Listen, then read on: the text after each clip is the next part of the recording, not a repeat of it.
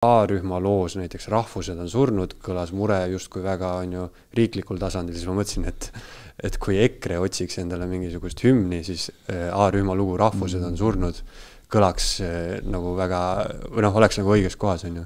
Et kuidas sul niimoodi maailmavaateliselt on, kas on toimunud mingid tohutud pöörded aastate jooksul või näiteks kõik, mis sa oled räppinud või kõik, mis sa oled mõelnud, on ikkagi noh, nii oli sel ajal ja noh, sa kuidagi ei põe või ei mõtle sellele?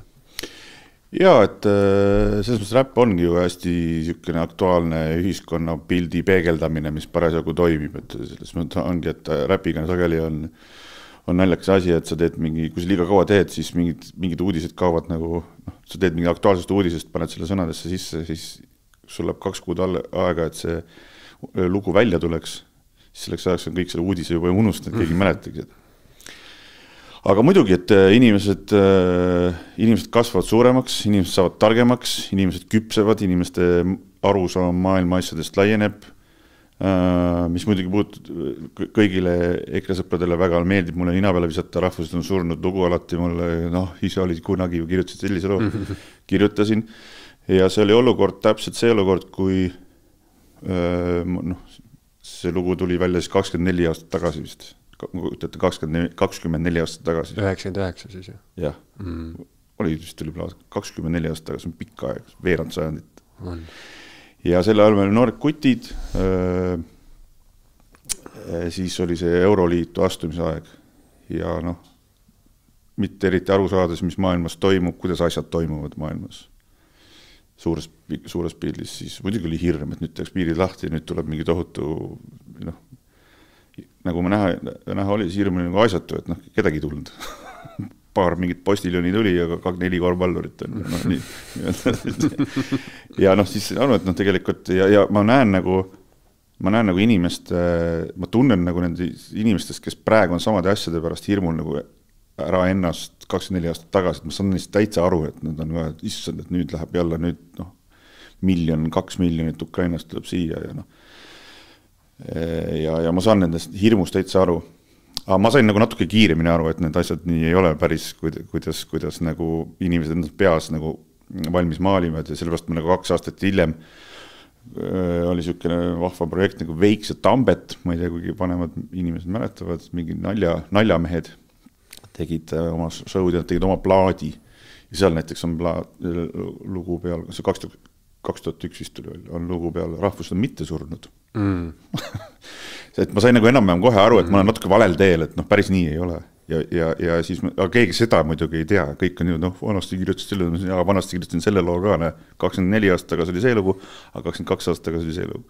Ja ma saan täitsa aru, aga ongi, et sa vahepeal kasvad suuremaks ja mõned ei kasva suuremaks ja või ütleme niimoodi, et jäävad vanemaks, aga mõtlemistasemelt jäävad siin ikkagi siuksesse teismõikka, aga et see, et see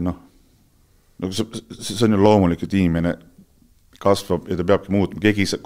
Kui inimene on samasugune, nagu ta on 20 aastat tagasi, siis 40 aastane inimene, kui selline nagu 20 aastat tagasi on, siis on natuke midagi valesti. See on need 50-aastased nagu poisikesed põhimõtteliselt. Jah, et sa ei saa olla, sa pead ikkagi saama nagu täiskasvanuks mingi aeg ja hakkad nagu ratsionaalselt mõtlema ka, et tegelikult nagu mõistma nagu asju.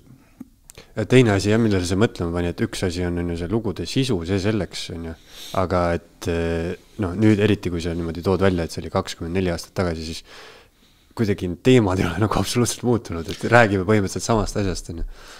Ma ei ütleks, et teemad ei ole muutunud, nagu need hirmud ei ole muutunud, et need on ikka samad, et me kõik tegelikult ju muretseme ühe ja sama asja pärast, et meie rahvana jääks vabaks, me jääks ellu, meie kultuur jääks ellu, aga lihtsalt on erinevad inimesed tahavad nii-öelda siis neid asju teha eri moodi.